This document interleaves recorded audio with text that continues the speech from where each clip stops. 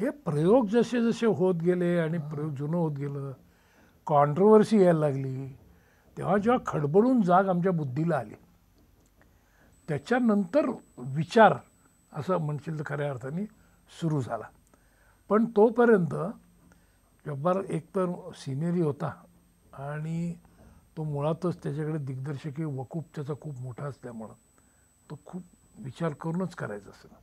मग या संपूर्ण कालावधीत त्यांनी नुकतीच प्रॅक्टिस सुरू केली दौंडला. तो दौंडवरनं तालमीला यायचा. रेल्वे, त्याचे वडील रेल्वेत होते. आम्ही सगळे तालीम 8-8:30ला सुरू करायचो. तो 9-9:30ला प्रॅक्टिस संपवून यायचा आणि 2:30 वाजता त्याची मद्रास मेल जायची होती दौंडला परत जाणारी. त्यामुळे तालीम 2पर्यंत चालायची आमची रोज. तालमीवरनं मी आणि तो रिक्षाने जायचो. मी त्याला स्टेशनवर सोडायचो आणि मी ससून हॉस्पिटलमध्ये यायचो, कारण त्या काळात माझी मेडिसिनची रेसिडेन्सी चाललेली होती. हो. त्यामुळं आल्यानंतर सगळे पेशंट नीट झोपलेत ना, काही झालेलं नाही ना गडबड, हे बघून मी झोपायला जायचो.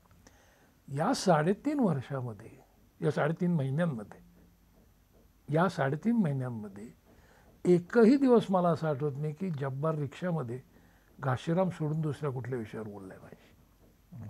इतकं म्हणजे भिन्न म्हणतात ना एखादं, असं ते नाटक, त्या नाटकाचे तालमी, त्याचं संगीत आणि त्यातल्या गमती जमती रोजच्या, असं अंगात विष भिनव तसं नाटक भिनत गेलं ते नाटक. नाही, पण त्या कसं आहे की सुरुवातीला हे सगळं आपण करतो, पण नंतर जसे त्याचे प्रयोग होत जातात तसं त्या भूमिकेचे मग बारकावे समजत जातात. ते तसे बदल काय झाले? ते फारच मजा आली. आणि हे तर मी तुला सांगेन अजय असं आहे की इट्स एक्स्ट्रीमली रेअर. साधारणतः एखाद्या नाटकात तुम्ही भूमिका केली की अगदी त्याचे खूप प्रयोग झाले, पॉप्युलर झालं, ते 2-3 वर्षामध्ये त्या नाटकाचे प्रयोग बंद होतात आणि मग दुसरे चालू होतात. हे नाटकच मुळात 20 वर्ष चाललं आणि 20 वर्ष सातत्याने मी नाना फडणीसाची भूमिका केली. 20 वर्ष हल्ली लोक संसार करत नाहीत, पण इथं एका भूमिकेबरोबरचा माझा संसार हा 20 वर्ष झाल्यामुळे त्याच्यामधलं स्वारस्य टिकवण्याकरता नवीन शोधावंच लागतं काहीतरी. म्हणजे ते लोकांकरता नसेल तर स्वतःकरता करावं लागतं. म्हणजे जसं मूळ ढाचा बसला तो लोकांना आवडतोय कळलं, हे कळल्यानंतर त्या भूमिकेतले बारकावे, त्याला कशिदा का म्हणतो आपण, की एखादा वाक्य बोलण्यामधला एम्फसिस कसा असावा, ते बोलताना कुठं नजर ठेवावी, पॉज कुठे घ्यावा, काय घेतलं तर काय इफेक्ट होतो, काय इफेक्ट होत नाही, हे मला वाटतं नाटकामध्ये फार महत्त्वाचं असतं. म्हणजे विशेषतः नाना आणि घाशीरामचे ते 2च एकूण त्यात डायलॉग असलेले सीन आहेत त्याच्यामध्ये. त्यातला पहिला सीन आहे तो जेव्हा पकडतो मागणी करतो की मुलगी येते, आणि दुसरं ती गौरी मेल्यानंतर त्याचा एक अत्यंत आध्यात्मिक असलेला तो संवाद आहे. तर हे 2, बाकी सगळं संगीताने खूप भरलेलं होतं, छान होतं. आणि आता वाटतं तुम्हाला विचार मी खूप केला, पण शिकलो खूप. कसं आहे, उलट माझं काम लोकांना अतिशय चांगलं वाटतं याचं कारण मी ते चांगलं काम केलं याच्यापेक्षा सुद्धा इतरांनी त्यांची कामं चांगली केलेली असल्यामुळे माझं काम चांगलं झालं असं लोकांना वाटतं. आमच्या ॲक्टिंगच्या पुस्तकामध्ये कसं वाक्य आहे, आणि जे कळायला मला वेळ पण घाशीराममध्ये कळलं, the king is played by the court. ह्या वाक्याचा अर्थ काय? ॲक्टिंग, तुम्ही राजाची भूमिका करताय, तुम्ही राजा आहात की नाही, लोकांना तुम्ही खरंच राजा आहात की नाही हे कशावरनं पळेल? तुमची एंट्री झाल्यानंतर प्रजा तुमच्याशी कशी वागते याच्यावरून तुम्ही राजा आहेत की नाही. तर त्यांनी बसवण्यातली खूप जी होती, म्हणजे नानाची एंट्री जर पाहिली, 40 मिनिटांनंतरची एंट्री आहे, नानाची एंट्री व्हायच्या आधी त्या बावनखिंडीतला माहोल सगळा रंगलेला असतो, बामण बामी, शृंगार, लावणी जोरकस चाललेलं असतं. आणि नाना आले असं कळल्यानंतर जो एक पिनड्रॉप सायलेन्स पसरतो, सगळे बामण फ्रीजमध्ये गेल्यासारखे, शिवाजी म्हणतो गेल्यासारखे, सगळे लाईट डिमून एक फोकस विंगेत एका ठिकाणी जातो आणि त्या फोकसमध्ये नाना फडणीस येतात त्यांचे गजरा माळत हळूहळू, म्हणजे एखादी एंट्री कशी हायलाईट करावी किती या वर्तणुकीने कळतो, अरे बापरे फार कोणीतरी मोठा मनुष्य आला असला पाहिजे. म्हणजे लक्षात आलं मला काहीच करायचं नव्हतं, हे सगळं केलेलंच होतं माझ्यासाठी. आणि तेव्हा मला कळलं पहिल्यांदा king is played by the court म्हणजे काय असतं ते. त्यामुळे एवढा विचार, पण जसे प्रयोग होत गेले तसं मात्र त्यातले बारकावे या संवादाच्या सीन्समध्ये मला खरंच आणि फार मजा आली. तुम्ही डॉक्टर आता म्हणजे इतकी नाटकं केली तुम्ही, त्या मालिकामधून कामं केली, सिनेमामधून कामं केली, तुम्ही ओळखला जाता हे डॉक्टर मोहन आगाशे म्हणजे नाना फडणवीस. आता एक जनरल प्रश्न विचारतो की एका भूमिकेसाठी एका कलाकारानं ओळखलं जाणं हे त्या कलाकाराचं यश का अपयश? या एका नाण्याच्या दोन बाजू आहेत. यश का अपयश म्हणण्यापेक्षा असं म्हणजे, आणि हे काय पहिलं उदाहरण नाही, हो अरे हे या भूमिकेसाठी जन्माला आले असावेत बरोबर असं वाटणं, हा जुना आपल्याकडे इतिहास आहे या नाटकांना. तुम्हीच परवा सांगितलेलं ओळख करून देताना. त्यामुळं एका बाजूला ते इगो बुस्टिंग असलं तरी ते प्रिमॅच्युअरली मिळालं तर ते फार घातक असू शकतं. म्हणजे घाशीराम कोतवाल मी नाटकं सुरू केल्यानंतर फार लवकर त्या मानाने माझ्या करिअरमध्ये आलं आणि त्यानं मिळालेलं सक्सेस आणि त्याचे चालू असलेले प्रयोग त्या भूमिकेच्या इम्पॅक्ट खालती लोक इतके होते. ती त्या काळात मी जी इतर नाटकं केली ती नाटकं चांगली असून त्यातलं काम चांगलं असून ते लोक भेटायला जे छान होतं तुमचं काम, पण घाशीरामची म्हणजे काय मजा आवरच आहे बरं का असं म्हणायला लागलं की तुमचं कसं होतं ते मास्किंग होतं सगळं. तुम्ही चांगलं केलेलं असलं तरी नाही म्हटलं तरी त्याच्यावर सावट येतं. तर असं एखाद्या भूमिकेचं सावट तुमच्या अभिनय क्षेत्रातल्या करिअरवर येतं आहे म्हटलं की तुम्हाला ते आवडत नाही फारसं. आणि म्हणून मला असं वाटतं की एकूणच अभिनयाच्या क्षेत्रामध्ये फार लवकर सक्सेस मिळू नये, कारण मग तुमचं करिअर एक्लिप्स व्हायची शक्यता असते. आणि माझं त्या बाबतीत तसं झालेलं होतं खरं सांगायचं. म्हणजे साधारण 72 नंतर 80पर्यंत प्रवास केला. 80 नंतर पहिला युरोपचा दौरा आम्ही करून आलो, तोपर्यंत मला लोकांचा राग यायला लागला होता किंवा घाशीराम करू नये असं वाटायला लागलं होतं की आपण असं केलं की ते तसं होणार, मग त्यापेक्षा दुसऱ्या नाटकाचे प्रयोग होते, लोक विसरू देत थोडं असं वाटायला लागलं. आणि मला तर आठवतं एक स्टेज अशी आली होती की आपण नाटक करूच नाही आता, इतकं वाटणं इतकं झालं होतं.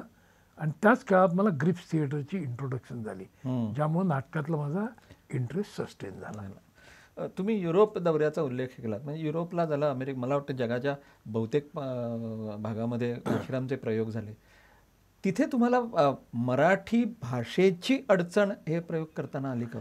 पहिली मुख्य गोष्ट तुम्ही लक्षात घेणं आवश्यक आहे, हल्ली अमेरिकेला खूप मराठी नाटकं जातात, त्यावेळेला नव्हती ती तिथल्या मराठी भाषिक लोकांसाठी जातात. करेक्ट. घाशीराम हे असं नाटक होतं, हे आंतरराष्ट्रीय नाट्य महोत्सवात, म्हणजे आम्ही अमेरिकेला गेलो तर अमेरिकन ऑडियन्स तिथे होता, इंग्लंडला गेला तर ब्रिटिश ऑडियन्स होता, फ्रान्सला गेला तर फ्रेंच ऑडियन्स तिथे होता. अमेरिकेत राहणारे मराठी यांच्याकरता वेगळे शोज आम्ही केले कारण आम्ही तिथं होतोच म्हणून, पण नाही तर 35 लोक घेऊन काही केलं नव्हतं. आणि मुळात घाशीराम कोतवाल हे नाटक ट्रान्सेंड्स लँग्वेज हे कळायला परदेशी जायची सुद्धा आम्हाला गरज का वाटली नाही.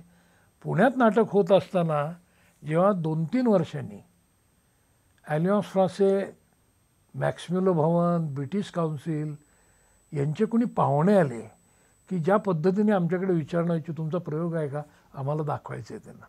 हा एक. आणि सगळ्यात महत्त्वाची गोष्ट, डॉक्टर वाटव्यांची मुलगी होती 4-5 वर्षाची आणि तिने घाशीराम पाहिलं होतं. ती घाशीराम पाहून आल्यानंतर तिला जर घरात कळलं की आपले आई बाबा घाशीराम कोतवालमध्ये काम करायला म्हणजे आता चालले प्रयोगासाठी, ती त्यांना घरातनं सोडायचीच नाही, मला न्या. आणि असं बसून विंगेत बसून तिने जवळजवळ 30 ते 35 प्रयोग पाहिले. तर माझ्या लक्षात आलं की ज्या मुलीला आत्ता बौद्धिक मॅच्युरिटी नाही, की जिला त्यातले राजकीय कॉनोटेशन्स काय आहेत किंवा त्यातली सटायर काय आहे, पॉलिटिकल कॉमेंट काय आहे त्यातली, हे कळत नव्हतं. पण ते नाटक तिला धरून ठेवत होतं. तेव्हा भाषा न कळता सुद्धा या नाटकात असं काहीतरी आहे की जे लोकांना धरून ठेवतं, हे आम्हाला आधीच कळलेलं होतं. त्याला मदत झाली सीन सिनॉप्सिसची आम्ही करून. त्यामुळे जिथे जिथे आम्ही गेलो तिथे कुठल्याही प्रयोगामध्ये आम्हाला अशी उलट गंमत अशी झाली, महाराष्ट्रातल्या अनेक प्रयोगांना भाषेला एक जो रिस्पॉन्स मिळतो, संवाद आला आहे.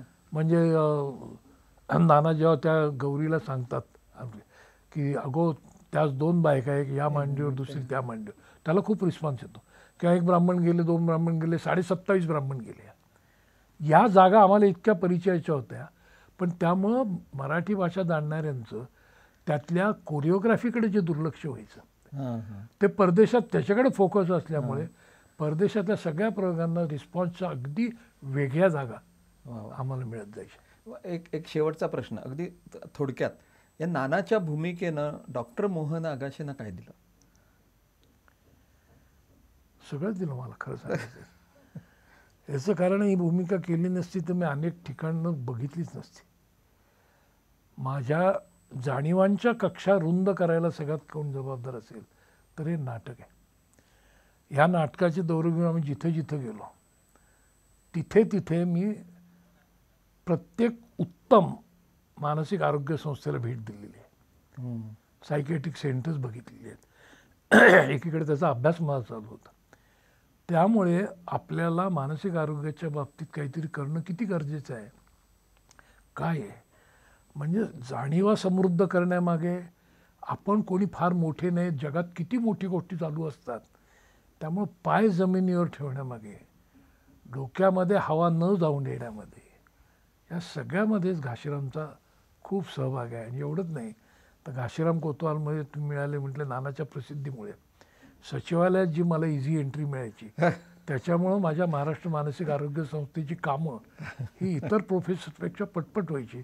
हा सुद्धा त्याचाच फायदा आहे असं मला वाटतं. मित्र, की घाशीराम कोतवालमध्ये नाना फडणवीसांची भूमिका ज्या डॉक्टरने अजरामर करून ठेवली हे सगळ्यांना माहीत असताना सुद्धा इदम न मम म्हणून why the king is great because the court is great असं म्हणून याचं सगळं श्रेय आपले दिग्दर्शक, संगीत दिग्दर्शक, नृत्य दिग्दर्शक, आपले सहकलाकार या सगळ्या टीमला देणारा असा मला वाटतं डॉक्टर मोहन आगाशे हा अभिनय क्षेत्रामधला खरा किंग आहे. आज आपण घाशीरामबद्दलच्या त्यांच्या आठवणी अगदी थोडक्यात ऐकलेल्या आहेत. पण याच्याबद्दल आणखीन जर का आपल्याला सविस्तर माहिती करून घ्यायची असेल, कारण घाशीरामनं वाद खूप झाले, ते वाद या लोकांनी कसे सहन केले, पण घाशीराम त्यांनी बंद केलं नाही, याच्या मागची त्यांची भूमिका, त्याच्यानंतर घाशीरामचा सगळा एक क्रिएटिव्ह प्रोसेस हा भारतीय रंगभूमीच्या इतिहासामधला उत्कृष्ट असा क्रिएटिव्ह प्रोसेस आहे असं मला वाटतं. त्याच्याबद्दलची त्यांची माहिती ही जाणून घेणं हे मला वाटतं केवळ मनोरंजन नसेल तर हा एक अभ्यासाचा, शिक्षणाचा, सगळ्यांनाच, प्रेक्षकांना, कलाकारांना त्यांच्या दृष्टीनं एक महत्त्वाचा भाग असेल. आपण सगळ्यांनी त्यांच्या इथे सादीर ब्राव्हिया नाट्य महोत्सवामध्ये होणारं हे त्यांचं व्याख्यान, त्यांचे अनुभव आपण जरूर ऐकावेत. डॉक्टर आगाशे, तुम्ही मुळात वेळ काढून इथे आलात, गझाली या कार्यक्रमामध्ये भाग घेतलात. त्यात आणखीन एक फायदा आहे त्या कार्यक्रमात. त्या कार्यक्रमात तुम्हाला ओरिजिनल प्रोडक्शनची काही क्लिप्स बघायला मिळतील ज्या जगात अजून कुणालाही बघायला मिळतील. त्यामुळं प्रुडंट मीडियातर्फे तुमचे एकदा पुन्हा आभार मानतो. धन्यवाद. धन्यवाद.